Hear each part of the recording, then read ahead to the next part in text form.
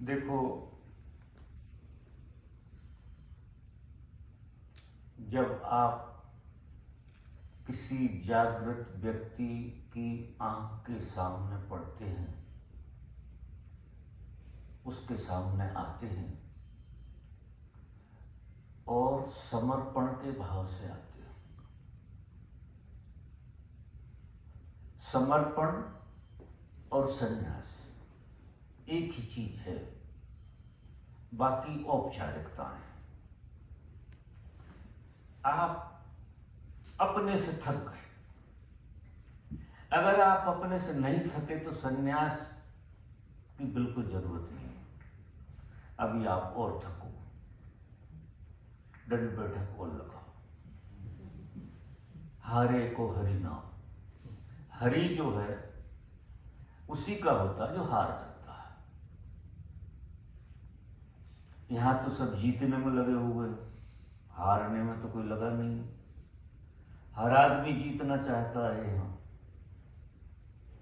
जीतो, बिल्कुल जीतो, कोई बुराई नहीं। लेकिन जिस दिन तुम थक जाओगे उस दिन तुम्हें गुरु मिल जाएगा। उस दिन तुम्हारा संन्यास घटेगा, घटना घट जाएगी। तुम समर्पित होगे, हार गए। जब कोई हार जाता है तो कोई उसे उठा लेता है, गले लगा लेता है।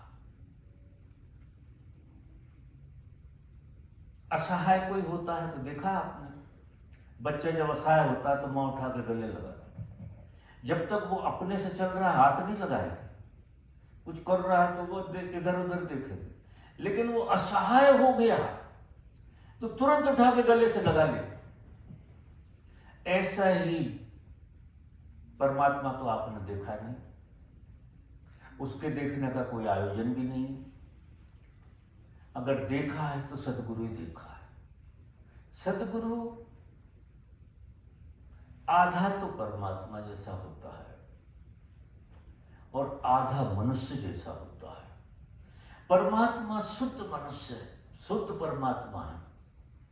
उसको तो पता भी नहीं होता कि तुम कहां रो रहे हो, क्योंकि वो मनुष्य थोड़ी है। लेकिन सदगुरु आधा मनुष्य होता है। वो तुम्हारे दर्द को समझता है, तुम्हारी पीड़ा को समझता है, तुम्हारी विडंबना को समझता है। और जब तुम असहाय होते हो तो वो तुम्हें अपने में आत्मसात कर लेता है। उसका नाम है संन्यास। ये माला डाल देना और ये सब कुछ करना, ये सब औपचारिकताएं हैं। तो कुछ चीजों के लिए कुछ औपचारिकताओं की भी जरूरत होती है। जैसे शादी ब्याह होते हैं तो बहुत सारी औपचारिकताएं होती हैं। इसी तरह से संन्यास जब लेते हैं हम तो कुछ औपचारिकताएं होती हैं, कुछ गवाही लग जाते हैं हमारे। लेकिन जब आप समर्पित होते हैं, सच में किसी कारण से समर्पित होते हैं, ऐसा नहीं, थक के, असहाय होकर। जब तक व्यक्ति असहाय नहीं होता तब तक उसे अज्ञात की मदद नहीं मिलती। अज्ञात तो खड़ा ही हुआ है मदद देने के लिए, लेकिन तुम अपनी मदद खुद कर रहे हो तो उसे क्या परवाह। आपने देखा होगा 4 बेटे होते हैं परिवार में, और जो बेटा सबसे ज्यादा कमजोर होता है उसकी माँ बाप ज्यादा चिंता करते हैं। जो कमाने खाने लगते हैं उनको भूल जाते हैं। वो तो ठीक है, कमा खा रहे हैं, कोई बात नहीं। लेकिन जो कमा खा नहीं पा रहा है उसके प्रति उनका ध्यान ज्यादा रहता है। तो परमात्मा भी जो अहंकार को नहीं जीता है, असहाय अनुभव करता है और अपने प्रयास, अपने कयास ज्यादा नहीं लगाता, उसको आत्मसात कर लेता है। वही हारे का हरिनाम, जो हार जाता है। जैसे ही तुम हारे और तुम्हारे अंदर समर्पण घटा और तुम उसके साथ आत्मसात हो जाते हो। ये यात्रा धर्म की अकेले नहीं हो सकती। कोई चाहे कि मैं मेरे बल पे यात्रा कर लूं, इसलिए बिना गुरु के, मेरा अनुभव जो कहता है, बिना गुरु के यात्रा असंभव है। इतना गजब का रहस्य है, आप आश्चर्य करेंगे। गुरु और शिष्य दोनों एक साथ यात्रा करते हैं। वो दोबारा यात्रा करता है शिष्य के साथ। हम क्या जानेंगे यात्रा क्या होती है? हमें क्या पता होता है कि यात्रा कैसे की जा सकती, लेकिन वो आपको कानों कान खबर नहीं होने देता और आपको इशारे करता रहता है भीतर से, आपको मार्गदर्शन करता रहता है भीतर से। और जब तुम धीरे धीरे धीरे धीरे धीरे धीरे अपनी यात्रा में सबल होने लगते हो, उसी हिसाब से वो धीरे धीरे छूटने लगता है। तो जिसे कहते हैं द्विज हो जाना, दोबारा से हमारा जन्म हो जाना।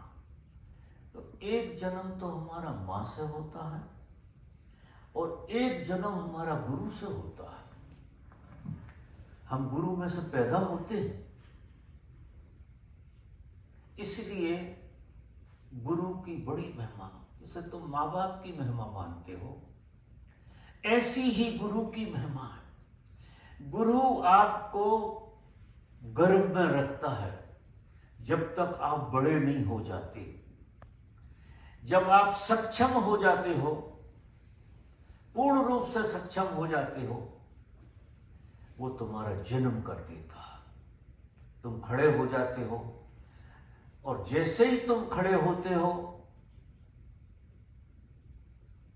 वैसे ही तुम परमात्मा हो जाते हो। फिर तुम व्यक्ति नहीं रहते। दिखते हो व्यक्ति की तरह, लेकिन व्यक्ति नहीं होते। और फिर ये रहस्य चलता है कि धीरे धीरे गुरु बाद में भी खेल खेलता है कि अब तुम परमात्मा होने का मतलब यह है कि तुम बच्चे हो गए, आपको कुछ नहीं आता। जैसे बच्चा होता है, पता उसे कुछ नहीं होता है। गुरु उंगली पकड़ा पकड़ा कर सिखाता है, क्योंकि इस संसार की समझ आपकी सब विदा हो जाती है पूरी की पूरी। तो वो उंगली पकड़ पकड़ के इस संसार की सही समझ आपको सिखाता है। तो धीरे धीरे करते करते फिर आधे पुरुष हो जाते हैं आप, आधे मनुष्य हो जाते हैं और आधे परमात्मा होते हैं। परमात्मा को पूरा जीने का कोई उपाय नहीं, और मनुष्य को पूरा जीने का भी कोई उपाय नहीं। किसी परसेंटेज में हम सब कुछ परसेंटेज में परमात्मा है, ज्यादा परसेंटेज में मनुष्य। भेद इतना, भेद जो है इतना है कि रेशो नहीं है सही। हम 90%, 95% मनुष्य हैं, 5% परमात्मा है। परमात्मा इतना पावरफुल है तुम्हारे भीतर कि तुम्हें किसी जगह पर टिकने नहीं दे रहा, किसी जगह पर नहीं टिकने देता। तुम कुछ भी पालो, कुछ भी कर लो, तुम्हें एक बेचैनी बनी रहेगी, एक उदासी बनी रहे, क्योंकि जो तुम्हारी नियति है वो परमात्मा होने की है, वो पूरी हो नहीं रही। वो पूरी हो नहीं रही तो एक बेचैनी हर आदमी को बनी रहेगी। उसी से धर्म की यात्रा भी शुरू होती है और वही बेचैनी किसी गुरु तक लाती है। तो खेल तो उसी का चल रहा है संसार में भटकाने का। भटकते भटकते भटकते पीड़ित होते होते होते होते होते आप इस राह पे चल देते हैं और फिर किसी गुरु को समर्पित हो जाते हैं। वो अपने गर्भ में डेवलप कर देता है। साधना करोगे आप ही, लेकिन आपको पता नहीं है गर्भ में हो रही है साधना। जैसे तुम बच्चे थे, माँ के पेट में, तुम्हारे कान थोड़ी तुम लगा रहे थे, कि आंखें लगा रहे थे, कि नाक लगा रहे थे। कहाँ लगाना चाहिए तुम्हें तो ये भी पता नहीं था। तुम्हें पता होता तो इधर लगा देते, लेकिन अच्छा है कि तुम्हें पता नहीं था। और मजा देखो कि जब तुम दोबारा जन्मते हो तो भी तुम्हें पता नहीं होता कि तुम्हारे साथ क्या हो रहा। साधक पूछते हैं, इतने दिन से साधना कर रहे, कुछ हो नहीं रहा, अब तुम्हें बता देंगे तो तुम उल्टा सीधा कर बैठो। बहुत साधक पूछते हैं कि हमारी अवस्था बताए, हम कहाँ खड़े हैं, तुम्हारी अवस्था बता के तुम्हें फंसाना थोड़ी, तो बताएंगे ही नहीं। तुम कितना ही पूछो, क्योंकि गर्भ में सब अपने आप हो ही रहा है, बताने की जरूरत नहीं है। तो बड़े निराश हो जाते हैं, हमें कुछ बताया ही नहीं। तो इतना रहस्यमय खेल है ये, और इतना आनंदपूर्ण खेल है। गुरु और शिष्य के खेल का जैसा खेल है उसका तो कोई जवाब नहीं। सबसे अद्भुत घटना घटती है, इसलिए मैं आप सबको बहुत सौभाग्यशाली मानता हूं कि आप किसी जागृत व्यक्ति के सन्यासी हैं, जिसमें परमात्मा झलकता था। जैसे मैंने देखा पहली नजर में, जब पहली मुलाकात हुई, उसमें दिव्यता का जो आभास हुआ, जमीन पूरी छूट गई। ऐसा कायदे से तो मैं उसी दिन उपलब्ध हो गया था जिस दिन उनके दर्शन हुए थे। कृपा रही होगी। फिर बाकी गर्भ में कितनी भटकने लटकने जो भी चली, वो सब चलती रही, और जिंदगी एक आनंद का खेल है। और मेरी ऐसी आप लोगों से कामना है, मैं भी कोई कामना रखता हूं, ऐसा नहीं, क्योंकि जिंदा क्यों हूं। तुम भी इस मस्ती को भरपूर जिंदगी में जी लो, और जब जी लोगे तो आप समस्त चीजों से मुक्त हो जाओगे। न मृत्यु का डर, न जीने की तमन्ना, ना कुछ होना, ना कुछ पाना, और ना कुछ खोना। अगर ये तीन वृत्तियां आपकी आ गई, ना कुछ होना, कुछ नहीं होना, वहां कुछ होने बचते ही नहीं,